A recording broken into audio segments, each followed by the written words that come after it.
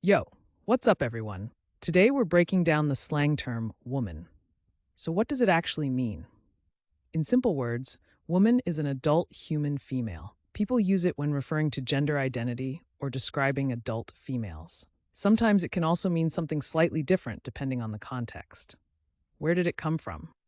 Slang usually has a cool backstory. Woman first showed up in Old English over 1,000 years ago. Over time, it spread into everyday talk, especially among all English speakers. Now let's check out how to use woman in a sentence. Correct example 1.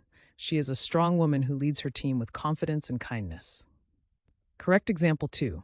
My sister is the most inspiring woman I know. And for laughs, here's a wrong example. My grandma said woman at Sunday dinner, and everyone just froze. See how slang adds personality and vibe? Using woman right makes you sound natural, but using it wrong can be hilarious. Quick recap. Woman means an adult human female. It started in Old English over 1,000 years ago, and now you'll hear it in conversations, online, or even in music. Now it's your turn. Drop your best sentence with woman in the comments. And if you want to learn more slang and fun word histories, don't forget to subscribe and join our community here every day.